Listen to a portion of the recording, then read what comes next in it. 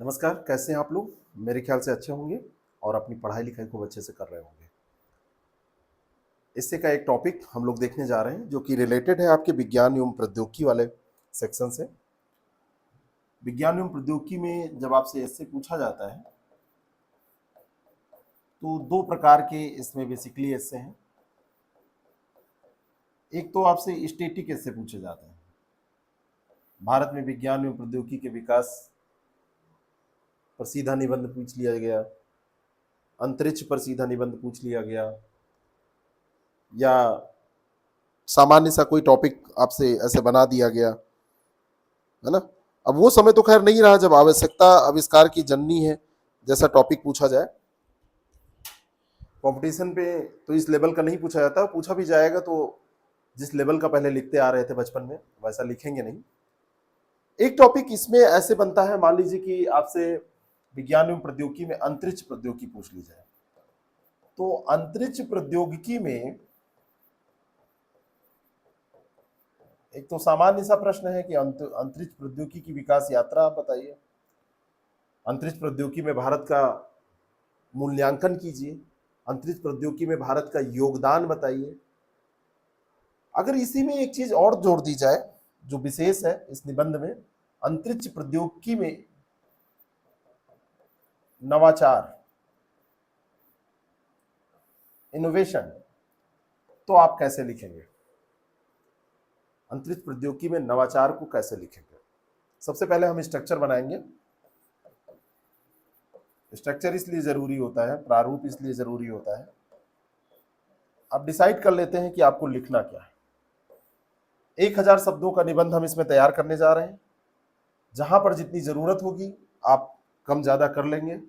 पहले आपके पास मैटर होना चाहिए, मैटर नहीं होगा तो आप कैसे करेंगे? सबसे पहले आप आइए भूमिका पर या इंट्रो। दूसरी चीज यहां पर बॉडी पैराग्राफ, जिसको आप कहते हैं मुख्य भाग। इसमें क्या लिखेंगे? अभी चीजों को यहां पर हम नोट कर रहे हैं। और तीसरा है निष्कर्ष, जिसको आप कहते हैं कंक्लूजन। कंक्लूजन लिखने में क्या आप कंक्लूड करेंगे?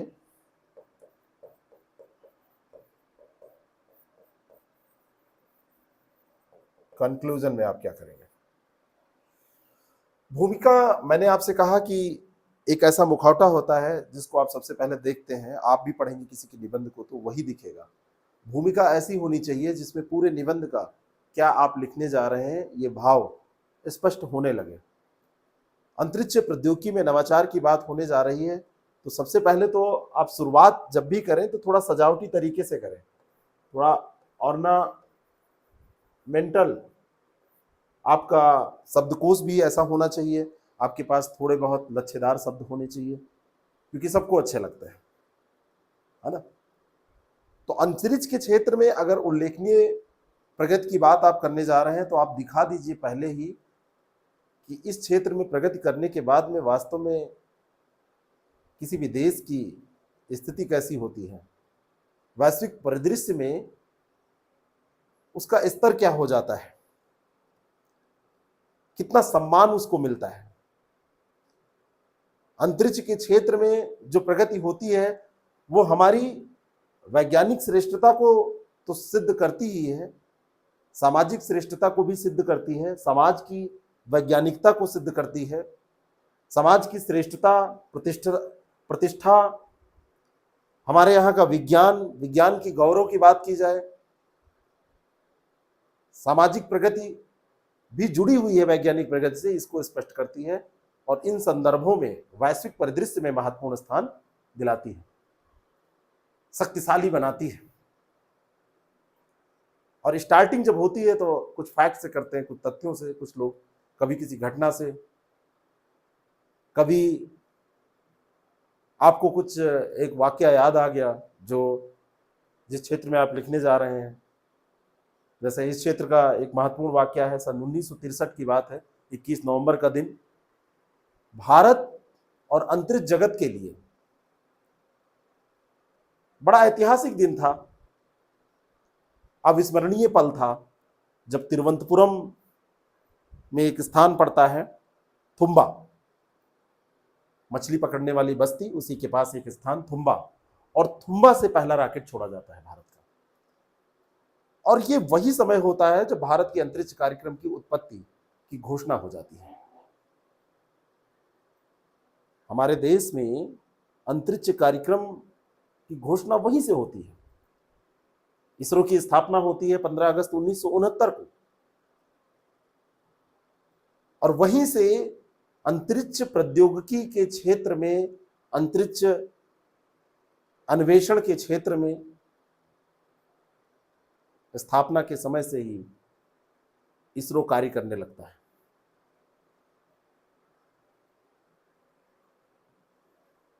उस समय के हिसाब से जो चीजें हो सकती थी इसरो ने किया, और आज इनोवेशन के बल पे, नवाचार के बल पे, प्रौद्योगिकी के बल पे यहां तक पहुंचा है। कुछ ऐसी स्टार्टिंग आप करिए और पूरे एस्से का, जितने भी शब्दों का एस्से लिखना हो, 10 से 12%, 15% तक, आप 15 तक जा सकते हैं, 10 से 15 कर लीजिए। आप इंट्रो में खर्च करिए, इससे ज्यादा नहीं।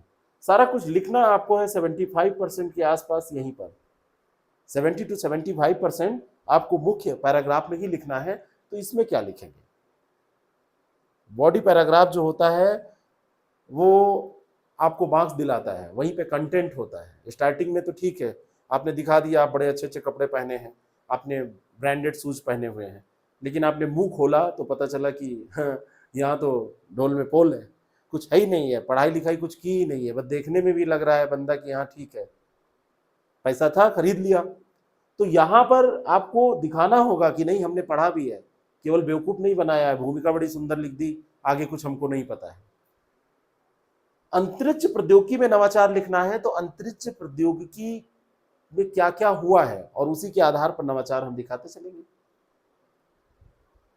अंतरिक्ष प्रौद्योगिकी में क्या हुआ है, तकनीकी विकास हुआ है कि नहीं, तो तकनीकी विकास में क्या क्या नवाचार, तो तकनीकी विकास एवं नवाचार।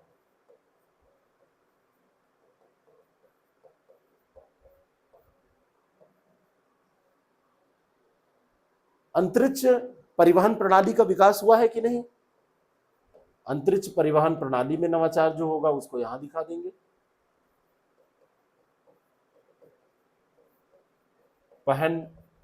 परिवहन प्रणाली का विकास,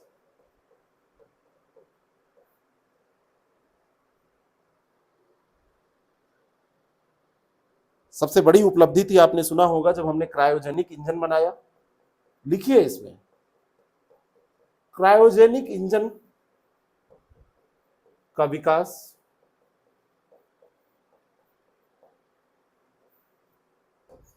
थी महत्वपूर्ण उपलब्धि की नहीं थी?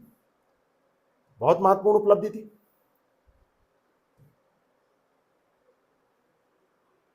हमने उपग्रहों का विकास किया, अंतरिक्ष यानों का विकास किया, तो आप लिखिए उसको, उपग्रह विकास,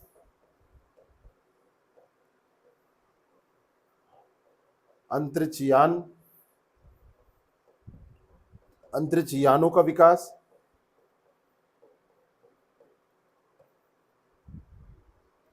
हमने बड़े बड़े मिशन चलाए, हमने चंद्र मिशन चलाया, हमने मंगल मिशन चलाया,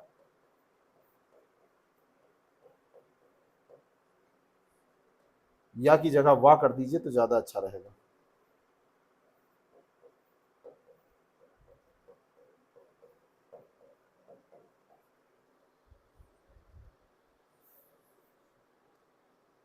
और स्थिति ये आ गई कि आज हम इतने आगे निकल गए अपने प्रौद्योगिकी के बल पे, अपने नवाचारों के बल पे, कि मानव को हम अंतरिक्ष में भेजने की तैयारी में है। मानव अंतरिक्ष यान मिशन पर हम काम कर रहे हैं।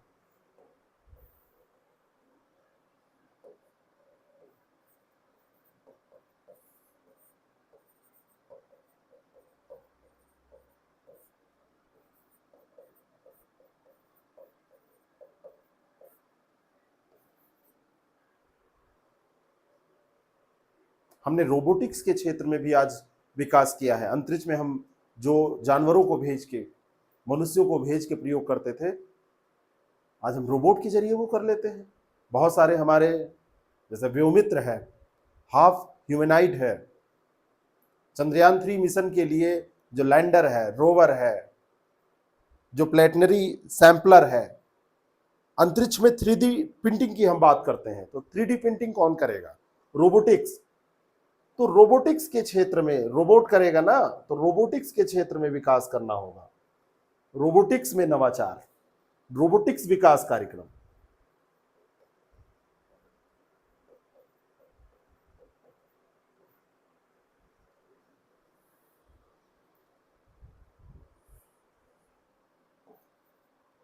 उपग्रह संचार एक क्षेत्र, ये पकड़िए, और हर एक क्षेत्र पे ये जितना हुआ है सब पे एक छोटा छोटा, जहां पर जितनी जरूरत है पैराग्राफ आप लिखते चले जाइए। और ये सब हम कर क्यों रहे हैं, इतनी सारी चीजें हमने क्यों की? तो आपको जवाब मिलेगा कि इनके सबके अनुप्रयोग हैं, सबका एप्लीकेशन है। ऐसे नहीं कर रहे हैं कि हाँ बस हमको करना था तो हमने कर लिया। तो एक पार्ट में तो आपने ये दिखा दिया कि ये 75% की बात आपने की, और इसमें एक पार्ट में आपने ये दिखा दिया विभिन्न क्षेत्र, विभिन्न क्षेत्रों में नवाचार आपने दिखा दिया। सब में प्रौद्योगिकी के बल पे ही तो हुआ, नवाचारों के बल पे। और दूसरी चीज आपने दिखा दिया अनुप्रयोग, कि कैसे कैसे हमने इसका अनुप्रयोग कर रखा है या हम अनुप्रयोग कर रहे हैं। अनुप्रयोगों में आप क्या दिखाएंगे? आज हम फोरकास्ट बड़ा अच्छा कर लेते हैं, लगभग सही निकलता। पहले टीवी में बता दिया जाता था कि आज बारिश होने की संभावना है, तो पक्का पानी नहीं बरसता था, 2 दिन बाद बरसता था। फिर बताते थे 1 हफ्ते में इधर आंधी तूफान बहुत रहेगा, तो वो पता चलता था महीने भर नहीं आया। लेकिन अब हम सटीक आंकड़े कैसे निकाल लेते हैं? डेटा जो एनालिसिस करने की टेक्निक हमारी है, डेटा एनालिटिक्स है, मानव मशीन सहजीवन जो हमने विकसित किया है, तो हमारे आंकड़े अब सटीक होने लगे हैं। और अंतरिक्ष में जो, जैसे बहुत सारे लोगों का यह कहना होता है, आलोचना की जाती है कि पृथ्वी पर लोग गरीबी से जूझ रहे हैं, बेरोजगारी से जूझ रहे हैं, लोगों के पास खाना नहीं है, और यहाँ पे अंतरिक्ष में हम मंगल पे, है ना, यान भेज रहे हैं, मानव को भेज रहे हैं, प्रयोग कर रहे हैं, चंद्र मिशन चला रहे हैं, सूर्य मिशन चला रहे हैं। उनको ये नहीं पता होता है कि इसके अनुप्रयोग यहां भी हैं, सामाजिक अनुप्रयोग भी हैं। ये सब प्रयोग जब हम करते हैं तो हमको चिकित्सा के क्षेत्र में भी लाभ मिलता है। मेडिकल वेंटिलेटर हम बना के सफल हो जाते हैं, तो आपको लगता है कि बस हमने बना लिया। ऐसे एक किसी दिन वैज्ञानिक को सपना आया और उसने कहा कि ये मशीन लगाओ, एक वेंटिलेटर बनाओ, तो सब सही हो जाएगा। इन सब अनुसंधानों का उसमें योगदान होता है। और अनुप्रयोग के चलते आज प्राइवेट सेक्टर भी इसमें प्रवेश कर रहा है, प्रवेश कर भी चुका है। तो पहले केवल पब्लिक सेक्टर, और अब क्या हो रहा है, प्राइवेट सेक्टर भी इसमें प्रवेश कर रहा है। लास्ट में बात आती है निष्कर्ष की। निष्कर्ष में 2-3 बातें। नकारात्मकता नहीं झलकनी चाहिए, सकारात्मक होना चाहिए। कुछ आप मैसेज दीजिए, कुछ आप सुझाव दीजिए, कुछ आप कह सकते हैं सलाह दीजिए। नकारात्मक बातें इसलिए नहीं क्योंकि आप अगर किसी समस्या का समाधान नहीं है तो स्वयं आप एक समस्या हैं। और इस पूरे ब्रह्मांड में हर व्यक्ति अगर अपने लिए ही काम करना शुरू कर दिया तो ये जो बड़े बड़े आविष्कार हुए हैं वो कैसे होंगे? नहीं हो पाएंगे ना। ठीक वैसे भी अंतरिक्ष प्रौद्योगिकी की बात हम कर सकते हैं। इसरो जो काम कर रहा है वो केवल इसलिए नहीं कर रहा है कि बस अपना नाम कमाएगा।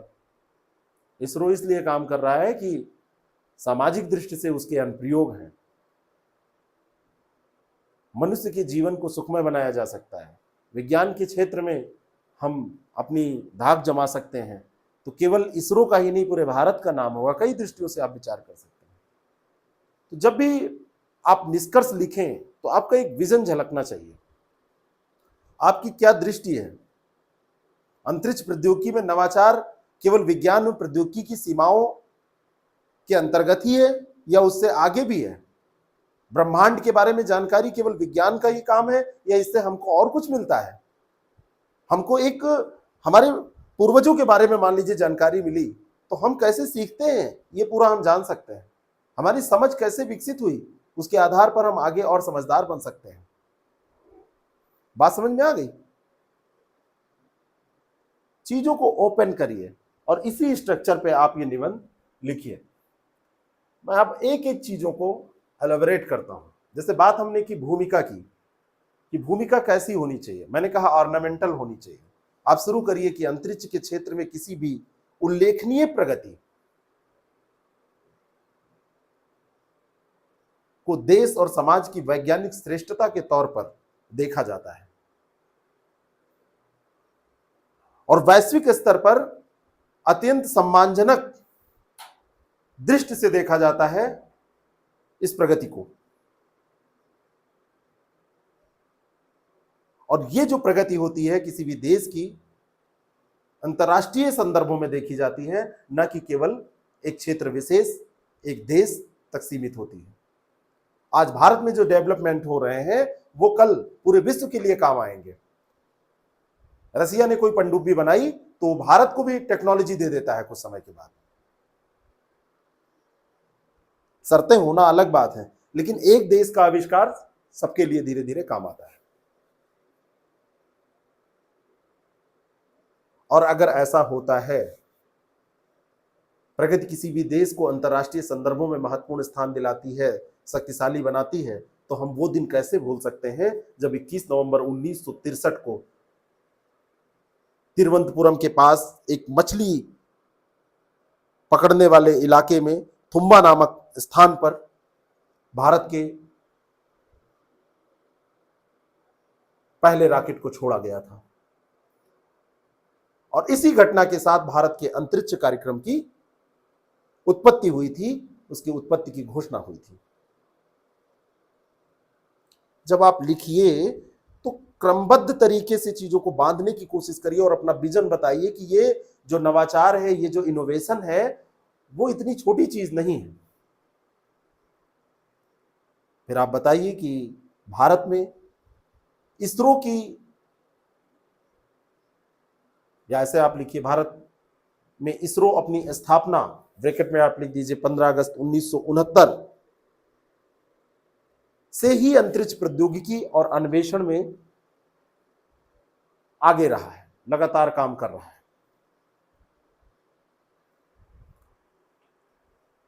और उसके लगातार परिश्रम का ही नतीजा है कि आज हम वैश्विक स्तर पर अपनी साख बना चुके हैं और कई रिकॉर्ड भी कायम कर चुके हैं, कई इतिहास हमने दर्ज किए हैं। तो भूमिका में जैसे कई लोग फैक्ट को लेके बहुत ज्यादा परेशान रहते हैं। इंट्रो आप लिख रहे हैं तो कई बार लोग फैक्ट को लेके, पूरे ऐसे की बात मैं कर रहा हूं, फैक्ट को लेके परेशान रहते हैं। भूमिका में मैंने क्या फैक्ट यूज किया, 2 फैक्ट याद अगर आपको रहे तो आप उनका उपयोग करिए, नहीं तो उसकी भी जरूरत नहीं है। मैं नहीं कहता कि उसके बिना ऐसे नहीं हो सकता।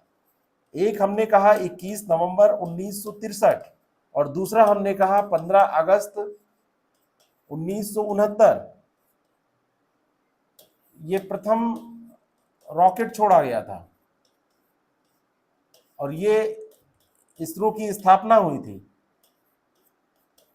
प्रारंभिक परीक्षा में ऐसा कौन सा बच्चा है जो निबंध लिखने जा रहा है और प्रारंभिक परीक्षा उसने नहीं पास की और ये 2 फैक्ट उसको ना आते हो? इतना ज्ञान सबको है। बाकी तो आपकी कहानी है, आपकी भाषा है, आपके दिमाग में जो थी उसको आपको लिखना है। निबंध फैक्ट कलेक्शन नहीं होता है। 100 शब्दों के आसपास आप अपना इंट्रो समाप्त कर दीजिए और फिर आप आ जाइए बॉडी पैराग्राफ पे, मुख्य भाग पे आ जाइए। और बॉडी पैराग्राफ में जैसे मैंने हेडिंग टू हेडिंग इसको बांटकर आपको समझाया है, ऐसे आप लिखने की कोशिश करिए। आप लिखिए इंट्रोडक्शन में, लास्ट में आप इतना लिख के छोड़ दीजिए कि तत्कालीन समय में प्रक्षेपण के लिए आवश्यक रॉकेट, पेलोड, राडार, कंप्यूटर आदि के लिए भारत विदेश पर निर्भर था, परंतु अपने अथक प्रयास, अपनी संकल्प शक्ति के बलबूते आज, अब यहीं से आपका ये शुरू हो जाएगा तकनीकी विकास में नवाचार, फिर अंतरिक्ष परिवहन प्रणाली का विकास, क्रायोजेनिक, एक एक पैरा सब पे लिखते चले जाएंगे। तो आज तकनीकी विकास और नवाचार का स्तर देखा जाए, पहली हेडिंग आपकी है, हेडिंग डालना जरूरी नहीं है वहां पे, बहुत सारे लोग ऐसे में भी हेडिंग डालते हैं, मैं मना नहीं करता आपको डालने, लेकिन मेरी विधि में ऐसे में हेडिंग डालने की कोई जरूरत नहीं है। आपको लगे कि हाँ नहीं जरूरत है तो आप उसको डालिए। तो तकनीकी विकास और नवाचार, तकनीकी विकास और नवाचार, इसमें आप क्या लिखेंगे भाई? पहले विदेशी पेलोड पे, विदेशी राडार पे, विदेशी रॉकेट पे भारत आधारित था, भारत यहां पर कार्यक्रम चला रहा था, लेकिन उसके पास कुछ था नहीं। फिर इसरो ने जब अनवरत प्रयास शुरू किया, लगातार मेहनत शुरू की, वैज्ञानिक दृष्टिकोण अपनाया, संसाधनों को जुटाने के लिए रात दिन मेहनत करने लगा, तो कई वर्षों के अनवरत प्रयासों से इसरो ने अंतरिक्ष प्रौद्योगिकी में केवल सफलता ही नहीं हासिल की है, बल्कि वैश्विक स्तर पर एक प्रमुख स्थान भी बनाया है। सामान्य सी बात है, बस अपनी भाषा आप चेंज करिए। बहुत सारी सीमाएं थी, तकनीकी तौर पर भारत मजबूत नहीं था, लेकिन जब शुरुआत हो गई तो तकनीकी सीमाओं में अंतरिक्ष प्रौद्योगिकी और नवाचार का प्रयोग करते करते भारत आज रिकॉर्ड कायम कर रहा है। और इसरो ऐसी अंतरिक्ष एजेंसी है जो अन्य एजेंसियों की तुलना आप करेंगे तो उससे बहुत कम पैसे में, कई बार आपको लगेगा कि 1/3 में, कई बार आपको ऐसे से प्रोजेक्ट मिलेंगे कि आपको 1/10 में मिल जाएंगे, अपने नवाचार के बल पे भेजने में सफल हो जाता है, कम पैसा लगाता है, कम समय लगाता है।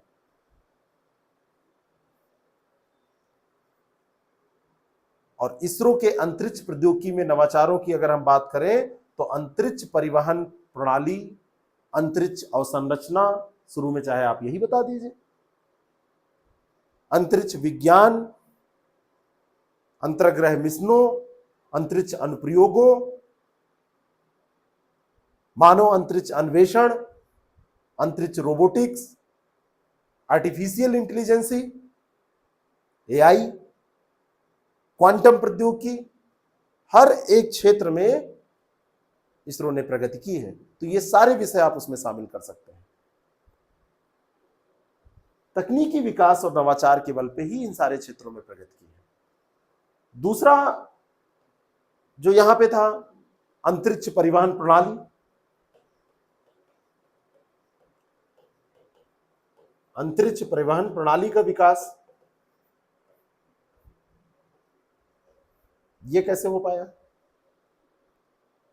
1970 की दशक की आप बात करें तो इसरो जो है सॉलिड प्रोपल्सन, ठोस प्रणोदन आधारित साउंडिंग रॉकेट के विकास के साथ अपनी विकास यात्रा शुरू करता है, इसको विकसित करता है और वहीं से अंतरिक्ष परिवहन प्रणाली की शुरुआत करता है।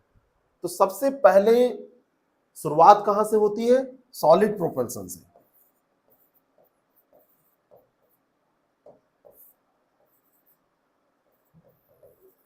सॉलिड प्रोपल्सन से शुरुआत होती है। 120 किलोमीटर की ऊंचाई में 30 किलोग्राम भार पहुंचाने में शुरू में सफल हो जाता है, लेकिन इसकी सीमाएं थी, तो ये आ जाता है लिक्विड पे, और उसकी भी सीमाएं थी। जब ये लिक्विड पे आता है तो ये अगली पीढ़ी, यानी कि जिसको हम फर्स्ट जनरेशन कहते हैं, फर्स्ट जनरेशन के लॉन्च व्हीकलों का निर्माण करता है प्रक्षेपण यान। उसमें जो उपग्रह प्रक्षेपण यान है SLV जैसे है ना। फिर SSLV की बात आती है, आप इसको मेंशन करते चलिए, SSLV, संवर्धित SLV जिसको कहते हैं। और फिर इसके बाद में यहां पे कुछ और आपको टेक्नोलॉजी नहीं लिखनी है, फिर इसके बाद में बारी आती है सेकंड जनरेशन की। सेकंड जनरेशन लघु उपग्रह प्रक्षेपण यान, पोलर सैटेलाइट लॉन्च व्हीकल, जिसको आप कहते हैं PSLV का विकास कर लेता है और ध्रुवीय कक्षा में 1700 किलोग्राम तक की भार सामग्री भेजने का, पोलर 1700, ध्रुवीय कक्षा 1700 केजी, इतना विकास हो जाता है। कहां पर आप देखेंगे 120 किलोमीटर 30 किलोग्राम, यहां से शुरुआत होती है, यहां से 120 किलोमीटर और 30 केजी 30 किलोग्राम से शुरुआत होती है और भारत फिर यहां पहुंचता है। दिखा दिया आपने इनोवेशन, आपने दिखा दिया विकास यात्रा कैसे रही।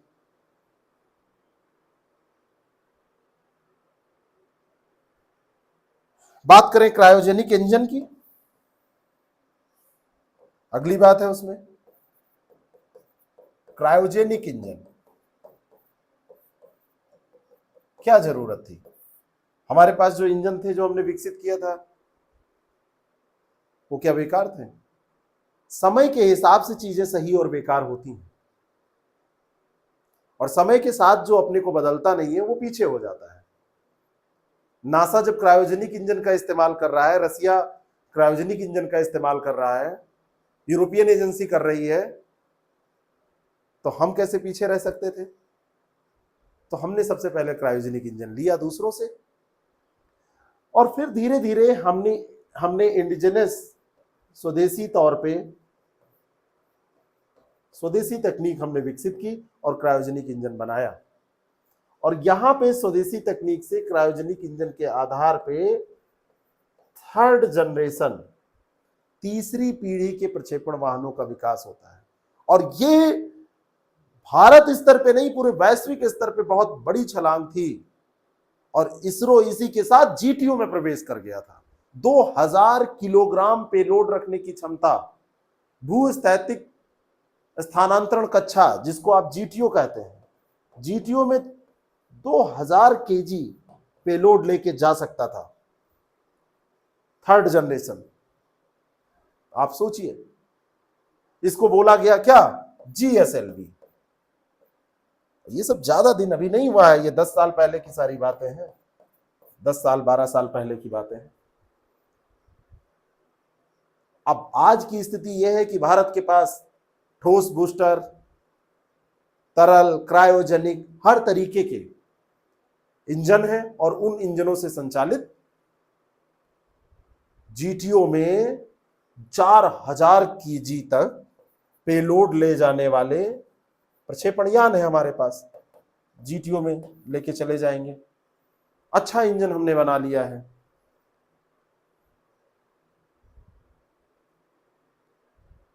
ठीक है, दुनिया में हम दूसरे तीसरे स्थान पर आ गए टेक्नोलॉजी के मामले में। हम आजाद बाद में हुए हैं, हमारी विकास यात्रा बाद में शुरू हुई है, तो अगर हम थोड़ा सा पीछे हैं तो उसमें कोई बुराई नहीं है। ग्राफ हमेशा ऊपर का होना चाहिए। आप विकास कर रहे हैं या नहीं कर रहे हैं, वो इसी से पता चलेगा कि पहले आप क्या थे और आज क्या है।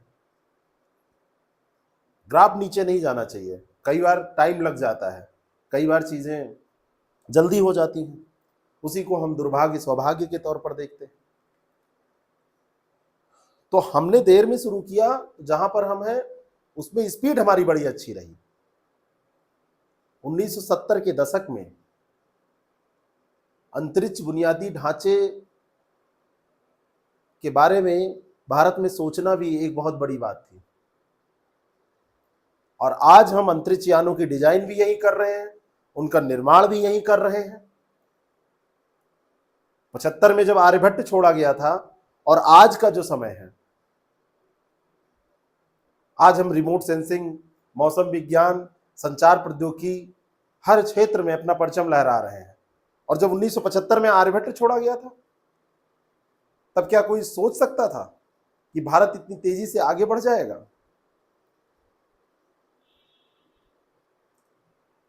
वर्तमान समय में भारत अंतरिक्ष यान प्रौद्योगिकी में सेल्फ डिपेंड हो गया है, आत्मनिर्भर हो गया है। थर्मल सिस्टम्स, पावर सिस्टम्स, उन्नत प्रणोदन, हर क्षेत्र में optical, microwave, scientific and communication जो पेलोड्स हैं, मल्टी स्पेक्ट्रल ऑप्टिकल उपग्रह प्रणाली जो हमारी है, हमारे पास इमेजेस लेने के लिए हाई क्वालिटी कैमराज हैं, उच्च क्षमता वाले, ब्रह्मांड को देखने के लिए मल्टी वेवलेंथ कैमराज हैं, हमारे पास थ्रस्टर है, स्टेशनरी प्लाज्मा थ्रस्टर है। तो इतना विकास करना बिना एक संकल्प शक्ति के और अनवरत प्रयास के संभव नहीं था। रिमोट सेंसिंग क्षमता का विकास हमने किया। आज हम जैसे उपग्रह विकास की हम बात करते हैं, तो अब रिमोट सेंसिंग क्षमता किसी भी समय हर मौसम में इस तरीके की हो गई है कि हम पूर्वानुमान कर पाते हैं। इमेजर है हमारे पास, नेविगेशन उपग्रह है, नेविगेशन प्रणाली का विकास हमने कर लिया है, संचार उपग्रह, प्रयोगात्मक उपग्रह, अंतरिक्ष विज्ञान उपग्रह, जितने भी शब्द याद आए आपको लिखिए। और इन्हीं उपग्रहों के बलबूते आज हम अनुमान, पूर्वानुमान लगा लेते हैं। अंतरिक्ष यानों का आज हमने विकास कर लिया है, उनसे हम उपग्रहों को भेज देते हैं। भेजते हैं कि नहीं भेजते हैं? आज स्मार्ट सिटी का डेटा आप कलेक्ट करते हैं, मौसम की जानकारी आप देते हैं, आप कहीं जाते हैं, नेविगेट करना आसान होता है।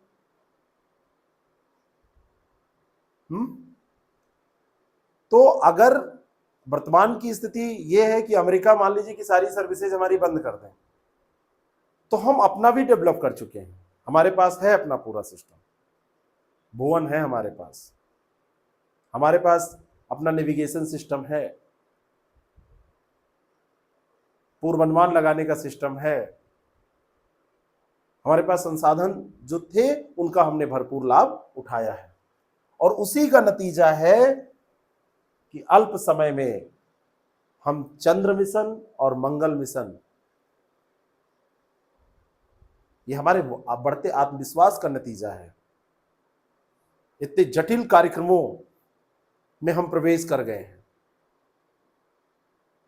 सारा गेम अंत में आत्मविश्वास का इसलिए हो जाता है क्योंकि संसाधन का अभाव ज्यादातर लोगों के पास रहता है। बहुत कम लोग होते हैं जिनके पास संसाधन होता है, और जिनके पास संसाधन होता है वो कई बार कई चीजें करना नहीं चाहते। जिनके पास संसाधन नहीं होता है उन्हीं को करने की जरूरत होती है, उन्हीं को सिद्ध करने की जरूरत होती है, परेशानियां उन्हीं के सामने आती हैं। तो आज हम गगनयान की बात करते हैं, आज हम मानव को अंतरिक्ष में भेजने की बात करते हैं, और भेज के केवल भेज नहीं देना है कि भैया जाओ ऊपर जाओ, तुम बिठा के छोड़ दिया। अरे उनको वापस भी लाना है भाई। मनुष्यों को भेजेंगे तो वापस लाएंगे ना, ऐसे थोड़ी ना कि वहां भेज दिया ठीक है जाओ। केवल भेज देने से जिम्मेदारी नहीं, और यहां आप घर से बाहर निकलते हैं 10 किलोमीटर, वापस आएंगे कि नहीं आएंगे इस पे डाउट होता है।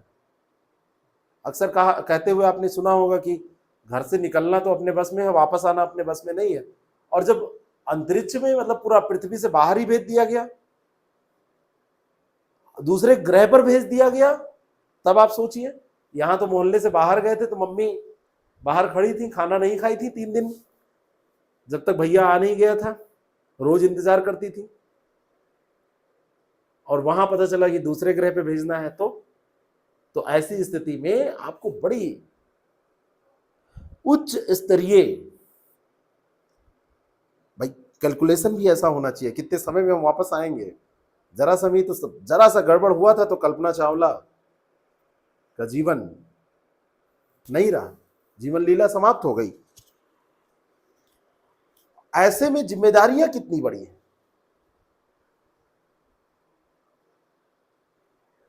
क्रू स्कैप सिस्टम भी डेवलप करना है, कुछ गड़बड़ हो तो बचाया जा सके। मनुष्यों को भेजना है तो मानो रेटेड लॉन्च व्हीकल भी होने चाहिए, लाइफ सपोर्ट सिस्टम भी होना चाहिए, प्रबंधन बहुत अच्छे से होना चाहिए, कैलकुलेशन बहुत अच्छे से होना चाहिए, और सबसे बड़ी बात है कि कम लागत में भी करना है। हमारे यहाँ संसाधन, अब तो इधर बजट वजट मिलने भी लगा है, पहले तो इन सब क्षेत्रों में बजट का आवंटन ही बहुत कम होता था। और अंतरिक्ष यात्रा करना है, बहुत पैसा लगेगा, तो कैसे कोई करेगा, पैसा भी कम होना चाहिए। तो आरएलवी का विकास हो, पुनः प्रयोज्य प्रक्षेपण यान, आरएलवी बोलते हैं ना, आरएलवी पुनः प्रयोज्य प्रक्षेपण यान, इतना आसान नहीं है। वहां जाके इसको वापस आना है, फिर से यहां पे लैंड कराना है, टेक ऑफ करा दिया, फिर लैंड भी कराना है, दूसरे ग्रह से वापस बुलाना है, या फिर क्रूज कैप सिस्टम हो, लाइफ सपोर्ट सिस्टम हो। पूरा हॉस्पिटल नहीं भेज सकते वहां, लेकिन सपोर्ट सिस्टम तो होना चाहिए ना। तो इन सब को डेवलप करना आसान नहीं है, लेकिन इसरो ने कर दिखाया है, इसरो ने कर दिखाया है। ये मानव अंतरिक्ष यान मिशन तक अगर कोई पहुंच गया है तो आप समझ सकते हैं कि वो एक्सट्रीम पर है। अब आगे पीछे हो सकता है कि नासा इससे बेटर है, ज्यादा समय से है, ज्यादा संसाधन उनके पास है, लेकिन आप इसरो को पीछे नहीं समझ सकते, क्योंकि कम संसाधनों में इसने ऐसा कर दिखाया है। कर दिखाया कि नहीं कर दिखाया? चंद्रयान फर्स्ट चंद्रमा में पानी की सफल खोज करने में वो सफल रहा, बड़ी वैज्ञानिक सफलता थी। मार्स ऑर्बिट मिशन अंतरग्रहीय परियोजना है, भारत को मंगल ग्रह की कक्षा में पहुंचाने वाला पहला एशियाई देश बना दिया इसरो ने। और सबसे बड़ी बात थी कि पहले प्रयास में ही ऐसा करने वाला पूरे विश्व का पहला देश था भारत।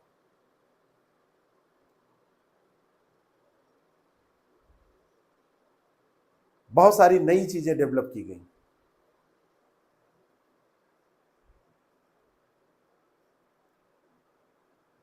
नई नई चीजें, नए नए चैलेंज, नेविगेशन का बहुत बड़ा रोल।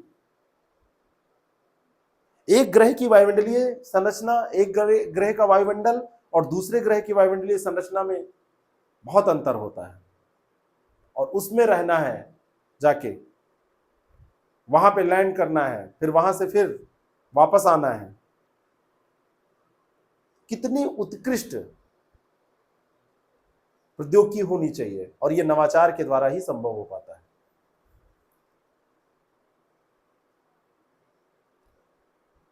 और सरकार इसको बढ़ावा क्यों देती है? इसके अनुप्रयोग है, अंतरिक्ष अनुप्रयोग जो है वो तो है ही है। अब कोई संचार उपग्रह है, उससे हमारी सुरक्षा व्यवस्था, उससे हमारी भाई फोरकास्ट हो गया, तो उससे हमारी कृषि, हमारी वानिकी, उसमें लाभ होगा कि नहीं होगा? आपदा प्रबंधन करने में सहायता मिलेगी कि नहीं? आपदा प्रबंधन तो सीधा मनुष्य के जीवन से जुड़ा हुआ है। संसाधन मानचित्रण करना है हमको, योजना बनानी है, कोई प्लानिंग करनी है, कोई मूल्यांकन करना है, रोड मैप बनाना है,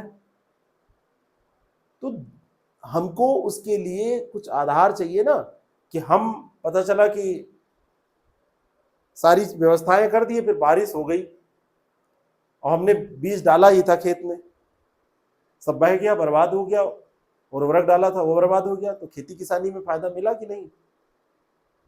चाइना ने ज्यादा डेवलपमेंट कर लिया और वहां पे बॉर्डर पे उसने अपनी मिसाइल उसाइल दाग दी, हम पता ही नहीं कर पाए, घुसपैठ कर लिया उसने, पाकिस्तान ने, चाइना ने, हम पता नहीं कर पाए। तो शांति से रहने के साथ साथ अपनी सुरक्षा भी देखनी पड़ती है। और जब ये सब मिशन जाते हैं तो उसमें रोबोट की भी जरूरत पड़ती है। रोबोटिक विकास, सारे काम आप इंसानों को भेज के नहीं करा सकते। जो रिसर्च है, डेवलपमेंट है, जैसे हमने आपको बताया व्योमित्र, हाफ ह्यूमनाइट, चंद्रयान 3 मिशन के लिए लैंडर और रोवर का विकास, 3D प्रिंटिंग अंतरिक्ष में कैसे होगी, फोटो कौन खींचेगा, तो उसको रोबोट को डेवलप किया जाएगा, वही सारे काम करेगा। और उपग्रह संचार की जहां तक बात है, उपग्रह संचार तो उपग्रह डेटा एप्लीकेशन सबसे ज्यादा एप्लीकेशन वाला ये एरिया है।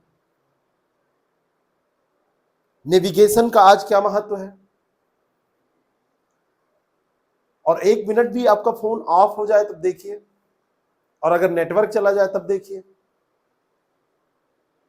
सारी सैटेलाइट व्यवस्था पूरे पृथ्वी की कैसे चल रही है, उपग्रह दूरसंचार, नेविगेशन प्लेटफॉर्म्स जो हैं,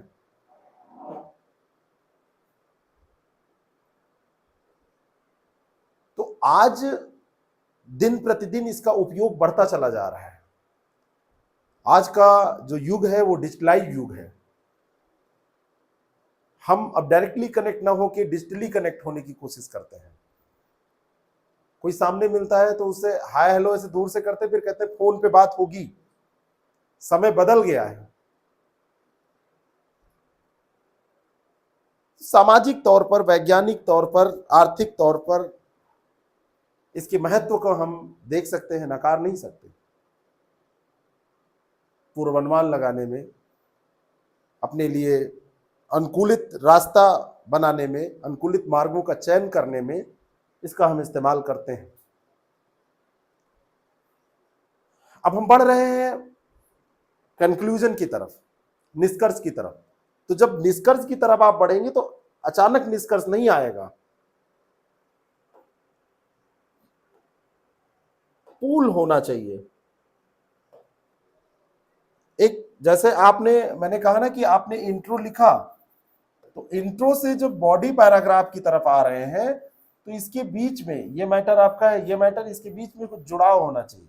और अचानक आपका कंक्लूजन नहीं आ जाएगा, आप अचानक कंक्लूड नहीं कर देंगे। यहां पर भी क्या होना चाहिए, कुछ जुड़ाव होना चाहिए। अनुप्रयोगों के द्वारा आप जुड़ाव दिखा दीजिए और थोड़ा सा सुझाव वगैरह भी यहां पर दे दीजिए, और जो चल रहा है वो बता दीजिए। आगे जो होने वाला है, वर्तमान में तो जो हुआ वो हुआ, भविष्य में क्या होगा। सारा खेल डेटा का है। आज डेटा साइंस बहुत तेजी से बढ़ने वाला क्षेत्र है। हर एक क्षेत्र में डिजिटल समाधान की हम कोशिश करते हैं। आज डॉक्टर भी कहते हैं ना, फिजिकली मत आओ। कोरोना के समय से तो इसकी वैल्यू और बढ़ गई है। क्लासरूम में भी लोग कहते हैं ना कि रहने दो यार, वहां पढ़ के क्या करें, ऑनलाइन ज्वाइन कर लो। तो जो आईटी है, इंफॉर्मेशन टेक्नोलॉजी है, डेटा साइंस है, अगर इसको और अच्छे से, आईटी को डेटा साइंस के साथ और अच्छे से जोड़ दिया जाए, तो दोनों को अगर हम जोड़ देंगे तो जोड़ देने से क्या होगा, और एकीकृत होके जो बिग डेटा एनालिसिस की बात आती है, बिग डेटा एनालिटिक्स और अच्छी हो जाएगी। मानव मशीन सहजीवन और अच्छा हो जाएगा। ह्यूमनाइड रोबोट की बात करते हैं, एआई और डेवलप हो जाए, दोनों में सामंजस्य अच्छा हो जाए तो और अच्छा हो जाएगा। वो समय बहुत अच्छा नहीं होगा जब रोबोट हम लोगों को रिप्लेस करेगा। यहां पे खड़ा होकर रोबोट पढ़ा रहा है, आप उससे प्रश्न पूछिए वो बता रहा है। फीलिंग्स भी कहीं समझने लगा तो और समस्या हो जाएगी। रोबोट मूवी में देखा है आपने, ऐश्वर्या राय की फीलिंग समझा था, फिर क्या क्या हुआ था उनके साथ। तो अंतरिक्ष क्षेत्र में प्रौद्योगिकी का जो अनुप्रयोग है, अंतरिक्ष क्षेत्र में प्रौद्योगिकी का जो विकास हो रहा है, तो उसका क्या क्या अनुप्रयोग है, यहां से आप कंक्लूजन की तरफ बढ़ेंगे। तो सामाजिक अनुप्रयोगों पर सबसे ज्यादा आप जोर दिया कीजिए, जो सामाजिक अनुप्रयोग है। जैसे हमने एक शब्द आपसे बोला था, medical ventilator. Research and development ISRO के द्वारा मान लीजिए किया गया और एक मेडिकल वेंटिलेटर तैयार किया गया, तो उसका उपयोग कौन करेगा? हम ही लोग तो करेंगे। माइक्रो प्रोसेसर नियंत्रित जो अंग है, किसी का बॉडी पार्ट कोई खराब है और वो बॉडी पार्ट माइक्रो प्रोसेसर लगा के उसको नियंत्रित करके लगा दिया गया शरीर में। और ये सब डेवलपमेंट तभी हो पाते हैं जब बहुत गहन अनुसंधान, बहुत उच्च स्तरीय इनोवेशन, टेक्नोलॉजिकल डेवलपमेंट होता है तभी।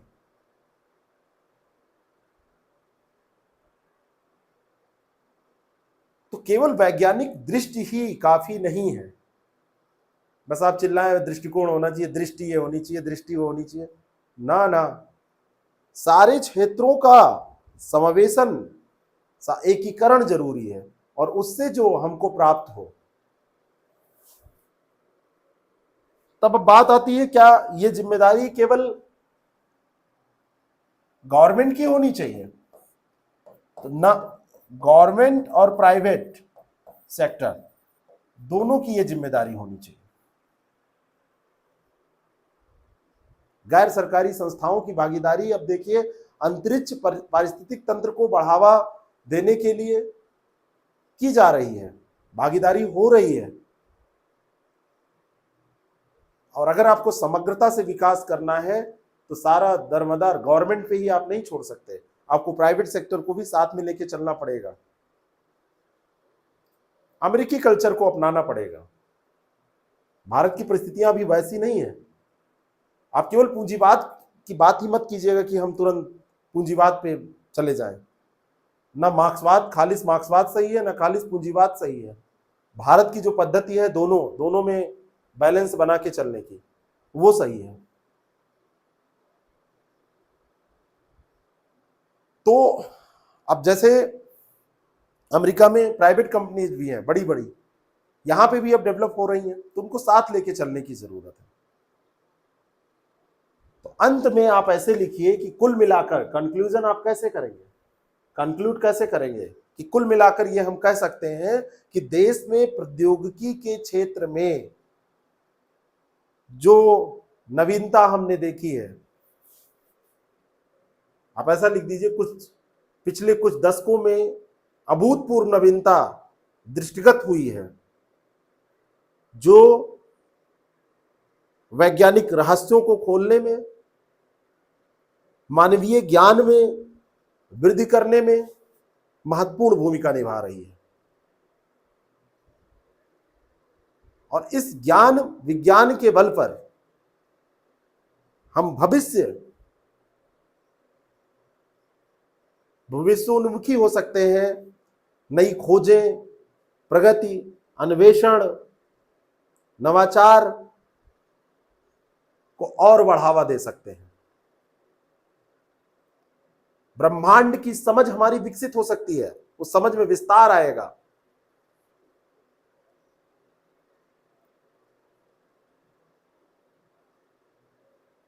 क्योंकि हमारी पृथ्वी भी ब्रह्मांड का हिस्सा है। तो इसरो के द्वारा किए गए नवाचारों और प्रौद्योगिकी विकास को केवल विज्ञान और प्रौद्योगिकी की सीमाओं में ही न बांधा जाए, वरन जिस दुनिया में हम रहते हैं, जो ब्रह्मांड है, उसकी समझ विकसित होने के तौर पर भी देखा जाए कि उसके बारे में हमारी समझ और विकसित हो रही है। इस तरीके से आप इन करिए। यानी जो लोग आलोचना करते हैं कि भूखे नंगे लोगों को पानी खाना देने से कल्याण होगा या फिर अंतरिक्ष विकास में इसमें पैसा लगाने से, तो आप सकारात्मक अप्रोच रखिए। गवर्नमेंट कर रही है, वैश्विक स्तर पर हो रहा है, तो क्या सब बेवकूफ हैं आप ही, या वो लोग होशियार हैं जो बता रहे हैं कि बस गरीबी मिटाओ? जरूरी है, गरीबी मिटाना बहुत जरूरी है, समानता स्थापित करना जरूरी है, नौकरी जरूरी है, लेकिन इस क्षेत्र को भी हम अछूता नहीं छोड़ सकते। अगर कहीं ऐसी जरूरत पड़े तो आप ऐसे लिखिएगा, तो इस ऐसे को लिखिएगा।